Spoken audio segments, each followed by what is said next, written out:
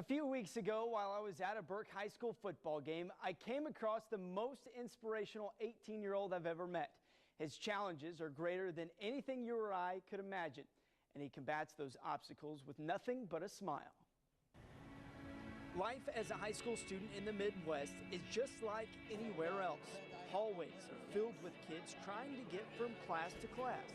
The cafeteria filled with hungry teenagers, and banners showing a sense of school pride. However, Omaha Burke has a student unlike any other. He's a character, he's loving, he's always talking. I think it's just personality. He's out there and he's just hilarious. Meet Hector Rolfe, an 18-year-old rolling his way through high school. But he's not your average student. Hector has a very rare bone disease constraining him to his wheelchair. It's called OI, so doctor really realized it means osteogenesis imperfecta. To make it simple, basically he has brittle bone disease. But that won't keep Hector from having the high school experience he deserves. All you do is talk to girls at practice. No, you're wrong. No. Special Education Department Head Jerry Donahue has a caseload that includes Hector, a rambunctious teenager needing somewhere to burn off a little energy. We just wanted to try to get Hector more involved in high school life, which every kid wants. So why don't we have him be a manager on the football team? Hi, how are ya? Coach Donahue, who really formed a great relationship with Hector, came to me and said, would you mind bringing Hector aboard as part of the program? And it was something that I was excited about. We were happy to have Hector be a part of our program. We'll see you at practice. See ya. Rolfe quickly fell in love with a game he knew he would never get a chance to play.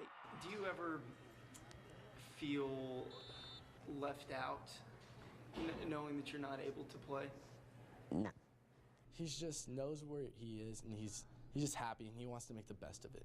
I feel like everybody likes me, so because nobody's perfect in the world. I mean, he is one of the guys. He jokes around with everybody, he talks to us. Hey. As he was just one of the guys cheering on his school in the state football playoffs. Come on! Only thing standing in the way for the Bulldogs moving on were undefeated and the #1 team in state, the Miller North Mustangs. We always want to win, of course, especially it's an added incentive with him being there. Matt, good luck. I play with Hector in my heart. He's a great friend. And this is why I go out there, and I want to do it for him. And the Bulldogs did just that.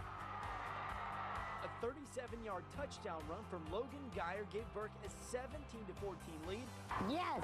Over the Mustangs late in the second quarter. And I hear him over there chirping. He's a loud kid, and Good try, go! it brings a lot of excitement to our sideline. But that feeling of joy quickly turned to heartache. As Miller North outscored Burke 21-6 the rest of the game, and eventually winning 35-23, ending a season. Really? Are you kidding me? And shattering Hector's dreams of a state title. Unfortunately, when we lost to Miller North, I think Hector realized it came to an end. While football was done for the year, Hector would quickly bounce back, just as he's done his entire life. I feel like really happy in my heart, in my inside, what I experience about football. What we have going on here, you can't measure it. You can't put a dollar amount on it. I mean, it's just phenomenal. But there is a way to measure what's going on in the hallways of Burke High School. Not in size or stature, Don't worry about it. Don't worry about it. but with a heart as pure as Hector's. Why are you so excited about everything? Oh, because I'm so excited because I love high school. Because high school is really awesome. And just as he's done a million times, Yeah. he's done it again. Bye! And of course, what he does best is putting smiles on people's faces. Hector told me during that interview that when he graduates high school, he plans to go to college and maybe one day become a football coach. On this court, the words "I can" echo much louder than the "I can'ts." It's a physical sport.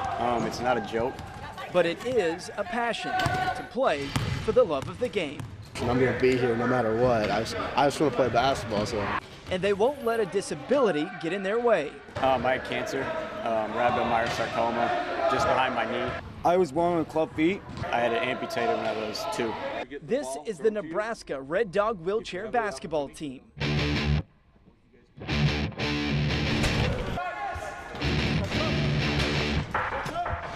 Everybody else is out here with a disability, so it's just like the same as everybody, so you don't really think about it. It's just how it is. You know, all of us, we've been fighting our whole lives, so it comes to us naturally. And fighting is exactly what they do in everyday life and on the basketball court.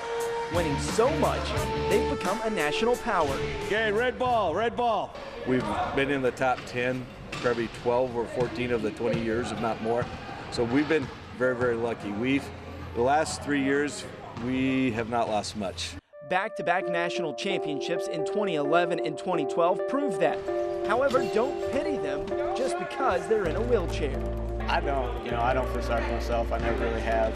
I'm not being some couch potato like, some people think wheelchair people are just lazy, and, I'm out here accomplishing great things. And we're not just a bunch of kids in wheelchairs just shooting. We are athletes, unlike some people think that we're not.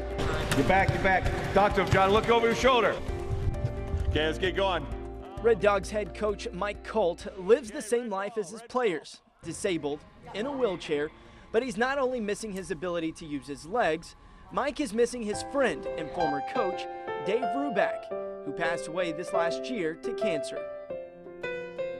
Dave wanted the best for these kids, and that's why he gave all of his time for us. And the kids want to do not only good for themselves, but honor him in their memory. I don't really have a dad in my life, and he was kind of that father figure, and he just meant the world to me. I mean, he believed in me more than I believed in myself, probably, and so he was just huge and just making me the man I am today. The Red Dawgs honored him with another trip to the national championship. However, they came up a bit short of their goal of a three-peat.